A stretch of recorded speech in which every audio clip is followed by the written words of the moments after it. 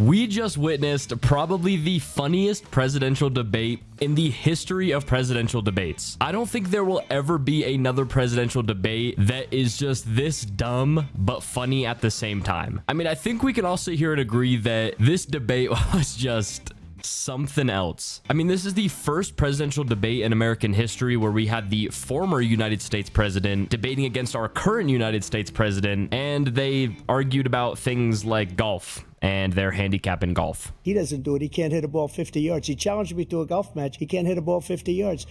I got my handicap, which when I was vice president, down to a 6. And I was an 8 handicap. Yeah. 8. But I have, you know, I've seen you swing. I know you swing. Now, if you guys weren't paying attention to anything before the debate, basically this whole entire debate was set up in Joe Biden's favor. I mean, it was hosted and moderated by CNN, and one of the moderators was Jake Tapper, which this is Jake Tapper. The dehumanizing rhetoric of Adolf Hitler is once again alive and well on a national political stage. If you were to open up a copy of Hitler's Mein Kampf, you would find the Nazi leader describing the mixing of non-Germans with Germans as poisoning. The Jew, Hitler wrote, quote, poisons the blood of others. There's really no other way to say it.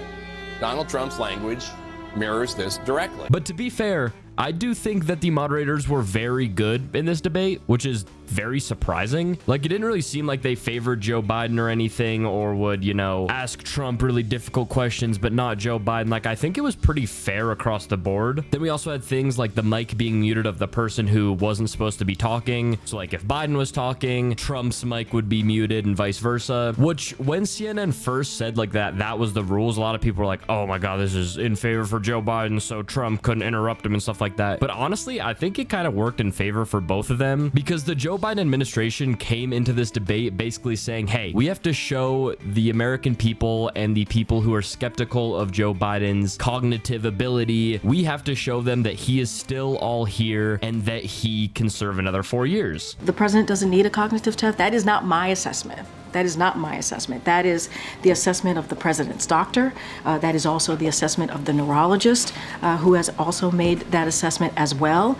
And, you know, and you've heard us say this, and I'll reiterate this, the president's doctor has said, if you look at what this president, the president who is also the commander-in-chief, he passes a cognitive test every day. And the best thing for the Republicans and Trump was to literally just let Joe Biden talk, because that is how he shows that he is still all there, is by him talking. So I think that one actually worked out in favor of both of them. And then you also had things like no live audience and no reporters. And there was also said to be like a 2-minute delay in the broadcast so that CNN could like edit things, but I don't really think they did any of that, because I think we probably would have heard of it. And I mean, this debate made Joe Biden look horrible. So I think if there was like some editing going on, he wouldn't have looked this bad.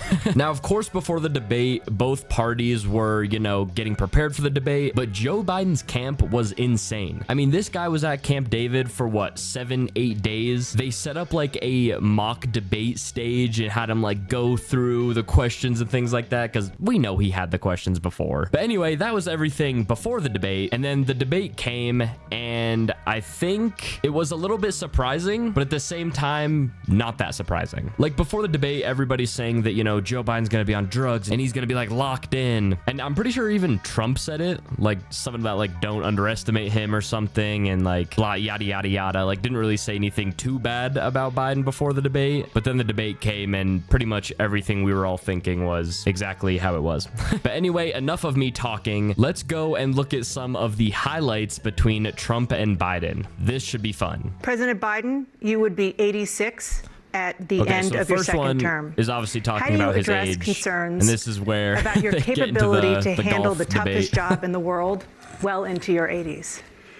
Well, first of all, I spent half my career being criticized being the youngest person in politics. I was the second youngest person. Yeah, that was ever what, 40 elected years to the ago? United States Senate. 40, 50 years ago? This guy's 3 years younger and a lot less competent. Former President Trump, to follow up, you would be 82 at the end of your second term. What do you say to voters who have concerns about your capabilities to serve? Well, I took 2 tests, cognitive tests. I aced them, both of them, as you know. We made it public. He took none. I'd like to see him take one, just one, a real easy one. Like go through the first 5 questions. He couldn't do it. but I took 2 cognitive tests. I took physical exams every year. And, you know, we knock on wood wherever we may have wood, that I'm in very good health. I just won 2 club championships, not even senior. Here 2 we regular are. club Here we championships. are. To do that, you have to be quite smart, and you have to be able to hit the ball a long way. And I do it. He doesn't do it. He can't hit a ball 50 yards. He challenged me to a golf match. He can't hit a ball 50 yards.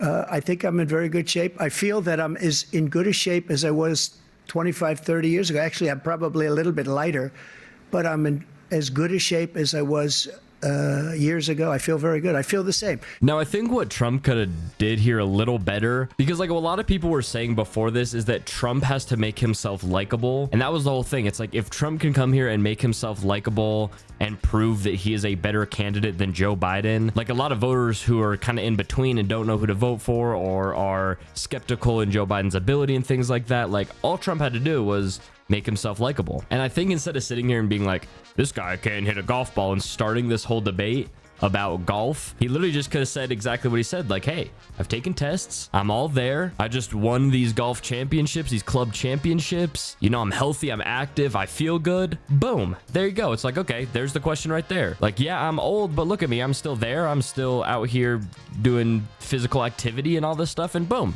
could have left it at that. You can see he is 6'5" and only 223 pounds, or 235 pounds.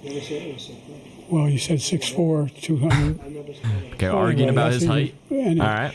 Just take a look at what he says he is, and take a look at what he is.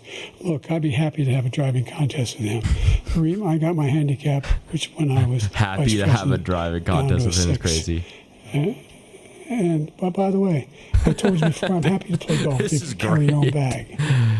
Think you can do it? That's the biggest lie, that he's a 6 handicap of all. I was an 8 handicap. Yeah. 8. Dude, it's so But dumb. you know how many? I've seen you swing. I know you swing. Let's You know not how act many like rounds- children. President Trump, we're going to 21 turn. Let's not act like children. I've seen your swing. It's bad. to our Okay, now we're talking about system, healthcare. making sure that we're able to make every This single is another solitary good one right here. person eligible for what I've been able to do with the with the COVID.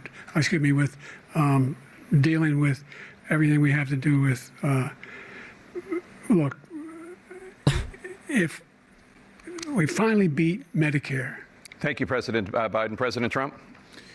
Well, he's right. He did beat Medicare. He beat it to death, and he's destroying Dude, Medicare. that clip right there, it doesn't get old.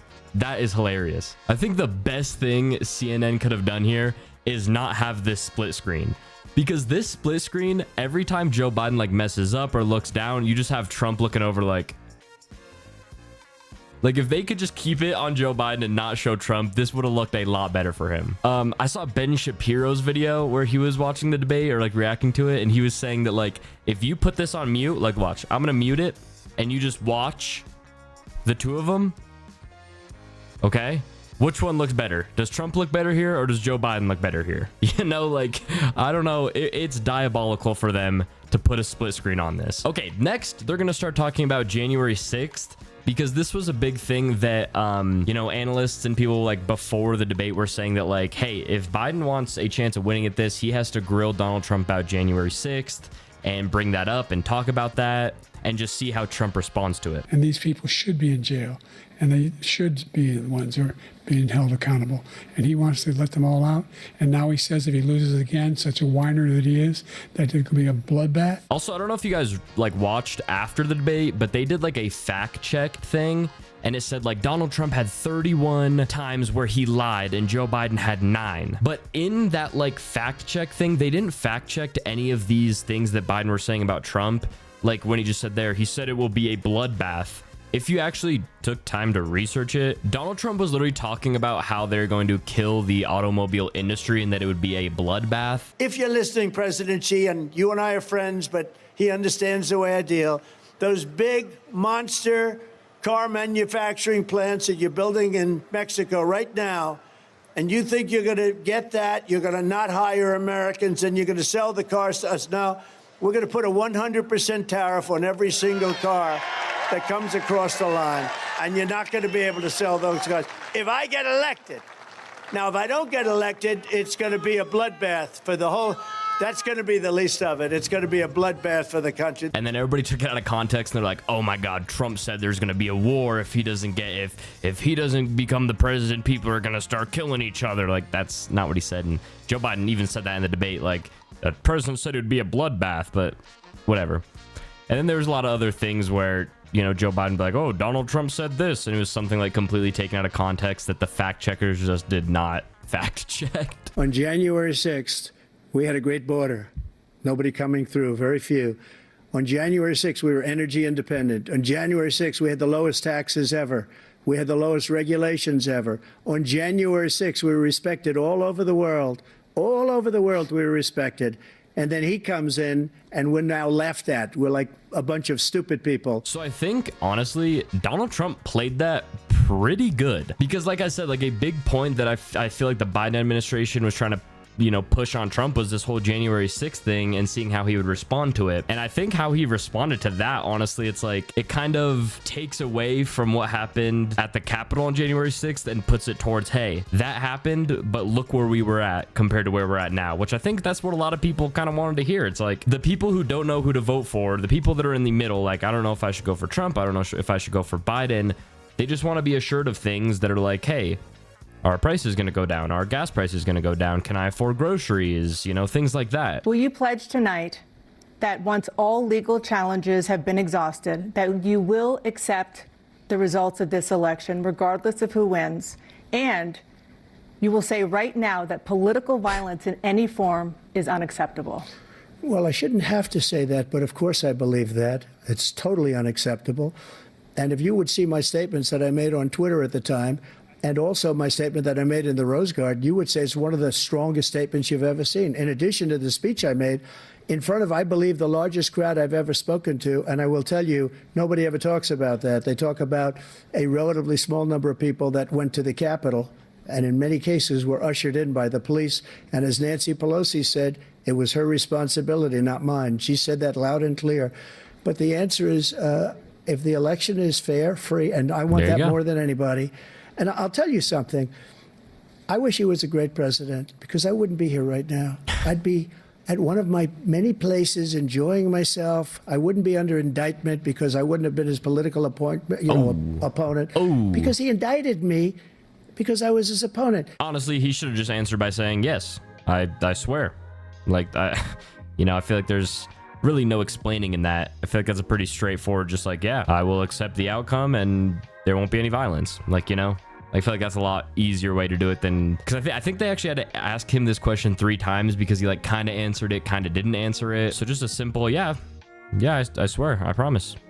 So now they're going to talk about veterans, which this argument's pretty funny because I feel like it's just like a back and forth thing where Trump's like, the veterans like me better. And then Joe Biden will be like, no, the veterans like me better. And Donald Trump will be like, wait, no, they like me better. And then Joe Biden will be like, no, they like me better. Our veterans are on the street. They're dying because he doesn't care about our veterans. He doesn't care. He doesn't like the military at all. Oh, and Joe he doesn't care about bit. our veterans. Nobody been worse. I had the highest approval rating for veterans taking care of the VA. He's up. He has the worst. He's gotten rid of all the things that I approved. Choice that I got through Congress, all of the different things I approved, they abandoned. We had by far the highest, and now it's down in less than half because he's done all these great things that we did. And I think he did it just because I approved it, which is crazy. But he has killed so many people at our border by allowing all of these people to come in. And it's a very sad day in America. President Biden, you have the mic. Every single thing he said is a lie. Every like single one. For example, veterans are a hell of a lot better off since I passed the PACT Act. See, this is where it is. They just go back and forth saying, no, they're better under me. No, they're better under me. Their families have it because what happened, whether it was Agent Orange or burn pits, they're all being covered now. And his group opposed that. We're also in a situation where we have great respect for veterans. My son spent a year in Iraq, living next to one of those burn pits, came back with stage 4 glioblastoma. I was recently in France for D-Day, and I spoke all about those heroes that died. I went to the World War I cemetery he refused to go to.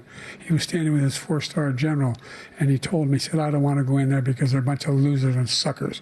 My son was not a loser, was not a sucker. You're the sucker. You're the loser. Ooh, that got heated. That was heated right there. So then after that, they go back and forth for a little bit.